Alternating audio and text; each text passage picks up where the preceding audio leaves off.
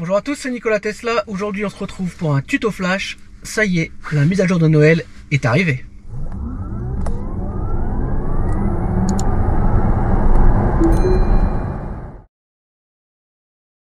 Donc, mise à jour de Noël qui est arrivée en avance cette année, mais on a bien confirmation que c'est la mise à jour de Noël. Tesla l'a confirmé, elle s'appelle .25, c'est pas pour rien. Il y a beaucoup de choses quand même qui sont arrivées, plus ou moins utiles, on va se l'avouer, et plus ou moins disponibles en fonction des versions. On va commencer par parler de ce que je n'ai pas, donc vous n'ouvrez pas l'affichage de l'écran, mais on va en parler. Ça concerne donc les modèles S et X nouvelle génération qui vont bénéficier maintenant du service Steam, qui permet de jouer à des jeux vidéo en ligne grâce à leur processeur qui est quasiment équivalent à celui de la PS5. Donc forcément, il n'y a que les S et X nouvelle génération qui peuvent en profiter. En même temps, ils vont pouvoir connecter des manettes en Bluetooth pour jouer. Donc ça, c'est quand même super top. Mais j'ai pas de modèle S ni X. Donc ceux qui ont une S ou X Plaid, dites-moi en commentaire si ça fonctionne, je suis vraiment curieux. Autre nouveauté que je n'ai pas, qui concerne les véhicules Ryzen. Modèle 3Y Ryzen. Vous allez pouvoir maintenant faire des visioconférences avec Zoom. Je pourrais pas vous le démontrer parce que moi, vous savez, je n'ai qu'un Intel Atom. Bloody commence un petit peu à être une vieille grand-mère. Grosse nouveauté pour les modèles Y Performance qui vont maintenant bénéficier du fameux mode piste, le mode track. Et ça, c'est quand même super sympa. Pour moi, c'était quand même une anomalie que le modèle Y Performance n'ait pas le mode track. C'est maintenant résolu et ça, c'est top. On va passer maintenant aux nouveautés que je possède et que tout le monde possède aussi. Première nouveauté qui était très attendue, ça avait été un petit peu spoilé, c'est l'arrivée d'Apple Music. On regarde tout. Donc Apple Music maintenant se situe ici, parce que je ne l'ai pas mis dans mes favoris. Donc on va cliquer sur Apple Music. Et la première fois que vous lancez Apple Music, en fait, il vous demande de flasher un QR code. Donc, je vais flasher le QR code. Et ça va donc aller me connecter à mon compte Apple Music directement. Donc là, il me demande est-ce que je vais me connecter, etc. avec mes identifiants. Je vous montre pas l'écran, parce que forcément, il y a des mots de passe, des identifiants, etc. Donc voilà, est-ce qu'il me demande d'autoriser l'accès à Tesla à partir d'Apple Music? Je fais autoriser. Et maintenant, la voiture va être actualisée afin de continuer. Donc normalement, ça devrait bientôt apparaître. Voilà, on voit à l'écran qu'on a maintenant accès à Apple Music. Et donc on retrouve toutes les fonctions d'Apple Music que vous connaissez. Ça ressemble à Spotify. Certains ont fait des tests. Apparemment, la qualité sonore est un peu supérieure à celle de Spotify. Peut-être aussi que l'arrivée d'Apple Music annonce une arrivée future du Dolby Atmos dans les voitures. Parce qu'on sait qu'Apple Music gère le Dolby Atmos. Pour l'instant, c'est pas le cas. Mais à mon avis, c'est une première étape vers le Dolby Atmos. Deuxième nouveauté de cette mise à jour, l'amélioration du mode chien dont on avait déjà parlé dans d'autres mises à jour, parce qu'on croyait que ça allait arriver, on ne l'avait pas encore. En fait, maintenant, avec ce mode, alors c'est le mode chien, mais ça marche aussi avec le mode sentinelle, on va avoir accès maintenant à la caméra centrale du véhicule qui est ici, à partir de l'application, quand le véhicule est en mode sentinelle.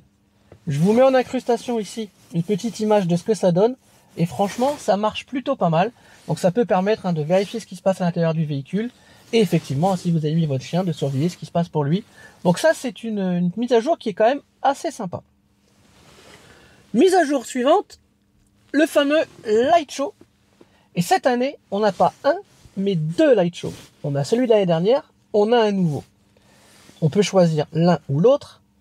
On peut choisir si on veut activer les fenêtres, les rétroviseurs, éventuellement les coffres pour les modèles équipés de vérins électriques. Sur le mien, il ne me le propose pas, mais c'est normal, je ne l'ai pas d'origine. Et surtout, on va pouvoir maintenant synchroniser les light shows parce qu'on va pouvoir lui donner une heure et une minute de départ. Vous savez qu'on avait eu des soucis, notamment au Gigatelier, je vous mets la petite vidéo ici, pour synchroniser tous les véhicules du light show parce qu'en fonction des Ryzen, des Atom, etc., ça démarrait pas en même temps. Là maintenant, il y a une heure de démarrage, donc ça va permettre, je pense, d'avoir des light shows géants, super sympa d'ailleurs. Il y a quelques vidéos déjà qui circulent sur le net. Donc, pour avoir le light show, il faut aller dans la toy box. Vous avez jeu de lumière, programmer le spectacle, et donc maintenant, vous allez pouvoir choisir l'ancien ou le nouveau. Vous allez pouvoir choisir le volume, ça comme d'habitude. Vous allez pouvoir dire à quelle heure vous voulez lancer le light show et lui dire si vous voulez la trappe de recharge, les rétroviseurs, les vitres et les coffres pour ceux qui sont occupés de vérins électriques. On a aussi ici une petite explication pour aller sur GitHub. Ça nous explique comment télécharger, comment synchroniser des light shows personnalisés. Donc ça c'est plutôt sympa, même si ça reste quand même assez compliqué, c'est quand même pour les spécialistes, mais on peut trouver par contre pléthore de light shows déjà programmés, et ça c'est sympa. Mise à jour suivante, et celle-là je vous avoue que Théo et moi on l'attendait depuis un moment, c'est en fait une amélioration de la vitesse de ventilation en automatique. En fait on n'utilisait quasiment jamais la ventilation auto, parce qu'à chaque fois ça démarrait pleine balle, ça mettait les watts, et nous on n'aimait pas ça en tout cas. Donc vous allez pouvoir choisir maintenant si la ventilation automatique va prendre la puissance minimum, moyenne ou maximum afin d'arriver à la température demandée. Je m'explique. Quand vous allez donc dans le menu climatisation, pardon, j'ai éteint la clim, j'ai des gros doigts, et quand on le met en auto, avant ici on n'avait plus accès et ça mettait auto et ça balançait le maximum pour arriver le plus vite possible. Maintenant quand on clique sur auto, on va pouvoir choisir minimum, moyen ou max. Moi perso je le mets en moyen et comme ça envoie quand même beaucoup moins fort. Et moi, franchement, je préfère. Bon, faut savoir que je mets jamais 19, c'est quasiment le maximum que je mets en température. Donc, il n'y a pas besoin non plus d'une grosse puissance. Et moi, je trouve que là, c'est un petit détail. Mais pour moi, il est hyper important, ces petits détails. Donc, mise à jour que j'aime beaucoup. Mise à jour suivante, qui nous vient directement de la Model S et Model X Plaid, je pense. C'est le système de clignotant automatique. Clignotant automatique, qu'est-ce que vous allez me dire? En fait, maintenant, vous allez voir, on va plus avoir besoin de pousser le commodo vers le bas à fond ou vers le haut à fond pour faire la manœuvre et que ça ressaute après. On va pouvoir juste baisser le commodo un tout petit peu ou le monter un tout petit peu. Autrefois, vous vous rappelez, ça durait 3 clignotements et ça s'arrêtait. Sauf que là, maintenant, tant que vous n'avez pas fini votre manœuvre, soit une manœuvre de dépassement, soit un virage, soit un rond-point, on y reviendra pour les ronds-points. Mais dans ces manœuvres-là, en fait, une fois que la voiture aura détecté que vous avez fini la manœuvre, il arrête le clignotant tout seul. Ça sera plus seulement 3 clignotements. Donc franchement, c'est plutôt pas mal. Ceci dit, la voiture était quand même déjà un peu capable de le faire, notamment avec l'EAP en fait. Quand on faisait les dépassements, la voiture le faisait, coupait le clignotant et le remettait. Mais c'était uniquement pour l'EAP, là ça fonctionne dans toutes les situations et pour tout le monde. On va vous montrer ça tout de suite sur la route. Donc pour les clignotants, vous allez dans éclairage, clignotant automatique. Vous pouvez, voilà, annulation automatique, ça va le faire tout seul. Et donc vous allez voir, là, donc je suis à une intersection. Je vais juste mettre un coup vers le bas. Donc normalement, au bout de 3, il devrait s'arrêter. Vous avez vu, là, il ne s'arrête pas. Je vais faire ma manœuvre. Je vais tourner. Et quand j'ai fini de tourner, le clignotant s'en va tout seul. Ça, franchement, c'est plutôt pratique parce que c'est vrai que les clignotants, en plus, ils étaient assez critiqués sur la Model 3 parce qu'il fallait appuyer fort, etc. C'était pas très pratique. Mais là, franchement, maintenant, c'est plutôt pas mal parce que voilà, on retrouve une manipulation assez simple. Si on veut faire un dépassement, on clique, on se déboîte et le clignotant s'enlève tout seul. Donc ça, c'est plutôt super pratique. Mise à jour suivante, le Mahjong. Alors personnellement, je n'y joue pas. Je vous avoue que j'ai un petit peu de mal avec les règles. Je pense que c'est un peu trop compliqué pour moi. Mais beaucoup de monde aime ce jeu. Donc maintenant, vous avez le Mahjong qui est arrivé. Suite, confirmation du transfert des appels. En fait, je vous avoue que parfois c'est pénible. On est au téléphone, on n'est pas dans sa voiture, on est au téléphone, on rentre dans la voiture et ça bascule directement sur le Bluetooth de la voiture. Et pour des raisons diverses et variées, on peut ne pas avoir envie que la communication passe par la voiture. Soit parce qu'il y a des passagers dans la voiture que ça ne regarde pas, ou alors parce qu'on n'a pas envie de perdre le temps où ça bascule sur la voiture. On va vous faire une démonstration tout de suite du fonctionnement, car maintenant, on va devoir confirmer qu'on veut basculer sur la voiture. Donc voilà, je suis en ligne avec Théo, vous voyez, ça apparaît pas sur l'écran. Et normalement, quand on rentre dans la voiture, ça doit basculer directement dans la voiture. Et là, normalement, il va me demander une confirmation. On va vérifier ça tout de suite.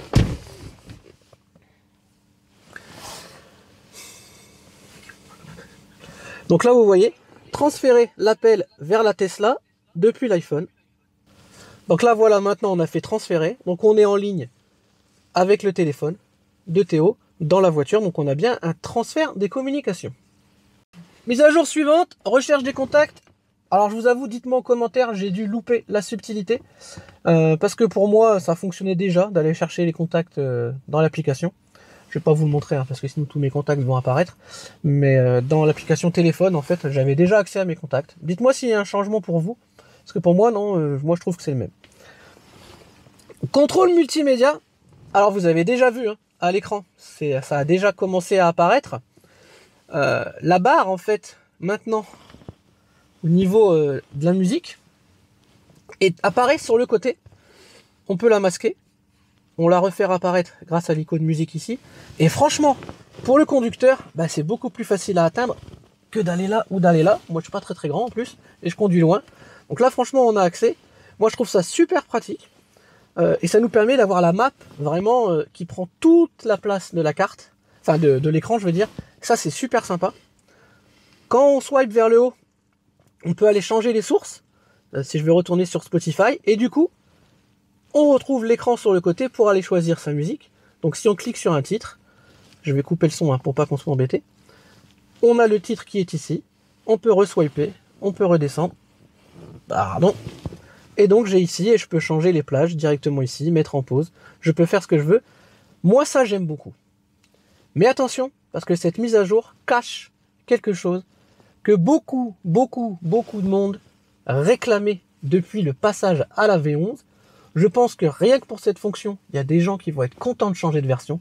C'est que maintenant, on peut swiper de droite et de gauche et on va retrouver notre odomètre, nos trajets, avec des réglages qu'on va aller voir après.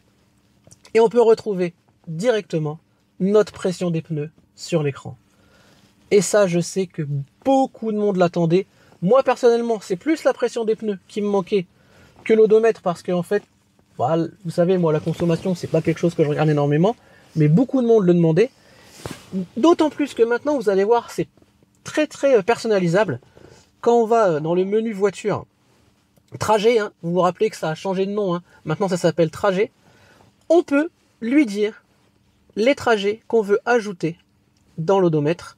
Donc on peut en mettre un maximum 4 en fait, parce qu'il y a toujours l'odomètre, on peut l'enlever. Donc on peut en mettre 4 au maximum. Ok, donc je pense qu'en fait les gens vont laisser de base l'odomètre, mais on peut choisir si on en veut 4 ou si on en veut qu'un. Donc on est obligé de mettre le trajet actuel au minimum, enfin d'en mettre un au minimum et l'odomètre. Mais dans tous les cas c'est de 2 à 4 et on met ce qu'on veut. Donc le depuis la recharge il est quand même pas mal. Moi je vais rajouter trajet actuel et depuis la recharge, l'odomètre. Franchement c'est super pratique. Petite pression des pneus qui revient. Alors vous avez vu hein, la voiture elle est un petit peu coupée, mais bon ça c'est Théo qui a remarqué ce détail. Mais je pense que c'est sincèrement un détail parce qu'on est bien en face des roues. Donc ça c'est plutôt pas mal. Autre chose, hein, quand on clique dessus, ça nous ouvre la fenêtre directement en grand. Donc ça c'est quand même pas mal du tout. On retrouve le multimédia et on peut le swiper vers le bas et du coup on récupère une carte en grand. Alors vous allez voir, hein, le petit menu multimédia, il y a pas mal de petites subtilités sympas. Donc quand il a disparu, hein, vous rappuyez ici pour qu'il réapparaisse. Là vous avez le titre de la chanson. Quand vous swipez vers le haut, vous avez les titres suivants au niveau de la musique. Vous pouvez retrouver tous vos récents et favoris. Et vous pouvez ici changer les sources. Vous retrouvez aussi la lecture aléatoire, les réglages, et ça affiche vos paramètres habituels. La recherche, elle est ici aussi, et ça ouvre la recherche en grand. Donc ça, c'est classique. Vous voyez ici, quand il y a le titre de la chanson, il n'apparaît pas sur la droite. Par contre, dès que vous swipez vers le bas, il revient pour le passager ici. Autre chose, hein, quand on est en lecture au niveau du passager, si on a du pilote, pardon, si on a le passager qui veut écouter la musique, il peut lui aussi cliquer directement sur l'icône et aller choisir sa musique. Ça fonctionne toujours. Donc ça, c'est quand même pratique. Donc là, vous voyez, hein, moi, comme j'ai la petite barre qui est là, on n'a pas le titre. Par contre, dès que je redescends, elle réapparaît. Donc ça, c'est quand même super pratique. Mise à jour suivante, le contrôle de l'anti-pollution. Hein, vous savez que Elon Musk adore faire ça. Donc maintenant, en fait, dans l'application, on a une petite fonction qui nous permet, en fait, eh ben, de prouter directement dans la voiture. On écoute. Et voilà, sans commentaire, hein. C'est du Elon dans le texte. Théo adore cette fonction. Moi, elle m'agace au possible. Néanmoins, elle a le mérite d'exister. Donc, vous pouvez faire des blagues aux passagers dans la voiture à distance en appuyant sur le mode prout. Hein. On va l'appeler comme ça. Et d'ailleurs, petite easter egg de notre ami Elon. Vous savez qu'il a récemment acheté Twitter. Ça a fait du buzz. Qu'il a voulu mettre en place, qu'il a d'ailleurs mis en place une fonction où en fait il fallait payer pour avoir son compte qui était authentifié. Et bien sachez que maintenant, dans la Tesla, nous avons le prout identifié. Donc vous allez dans la Toybox, vous avez le P identifié avec le macaron Twitter. Écoutez bien. Voilà, le petit... Et voilà. Donc Elon, franchement, c'est quand même le roi de la blague. Ça sert strictement à rien, mais bon, c'est voilà, c'est toujours dans la voiture. Donc il nous reste une chose à voir. On va voir ça ensemble. C'est l'arc-en-ciel pour toujours. Vous savez, auparavant, on avait la possibilité, en appuyant 4 fois sur le commodo, si on avait au préalablement activé, d'avoir le mode arc-en-ciel en fait sur l'autopilote. Et maintenant, on peut l'avoir de façon permanente, c'est-à-dire dès qu'on va passer en autopilote, pas la peine de faire 4 fois, juste on passe en autopilote et on aura la route arc-en-ciel. On va vous montrer ça après sur la route. Alors, la fameuse route arc-en-ciel, hein, c'est dans le menu Toybox. Route arc-en-ciel. Arc-en-ciel pour toujours. Donc maintenant, si je me mets en autopilote, voilà, j'ai ma petite route arc-en-ciel pour Noël. On n'a pas la musique, ou alors c'est parce que j'ai pas le son peut-être. Non, ils n'ont pas remis la musique qu'on avait au départ. Je vous avoue qu'heureusement, puisque vu que maintenant on a l'arc-en-ciel pour toujours, la musique pour toujours, je pense que ça aurait pu nous saouler assez rapidement. Et donc voilà, donc là si j'enlève l'autopilote, ça disparaît. Et si je le remets, l'arc-en-ciel revient. Petite amélioration pour Noël, hein. Il y a des gens qui aiment bien, voilà, c'est joli, on a une belle route. Ça sert à rien, mais bon voilà, c'est juste pour s'amuser un petit peu pendant ces périodes compliquées. Il y a une amélioration qui n'a pas été énoncée dans les notes de mise à jour et qui franchement pourtant est hyper importante. On a une énorme évolution au niveau du GPS, au niveau de la présentation des données de navigation. Je m'explique, je vais mettre un itinéraire là sur la voiture. Théo va nous filmer l'écran. Et vous allez voir, ça va vous sauter aux yeux tout de suite. Déjà, d'entrée, on a un menu en haut, un menu en bas. Vous allez voir là, il calcule. J'ai pris un petit peu loin, hein, j'aurais peut-être dû prendre plus près. Donc là, il fait le calcul. J'ai pas un Ryzen, hein. Vous voyez la différence, hein, pour ceux qui ont le Ryzen, ça va aller beaucoup plus vite. Maintenant, il nous indique l'arrivée au superchargeur, le kilométrage, l'heure, le pourcentage. Et vous avez vu, regardez en haut un petit peu. Maintenant, c'est beaucoup plus gros la façon dont est écrite les prochaines intersections, pardon. Les prochaines indications sont écrites beaucoup plus grandes. Et en bas, on a les informations d'arrivée, l'heure, l'horaire, le pourcentage de batterie, etc.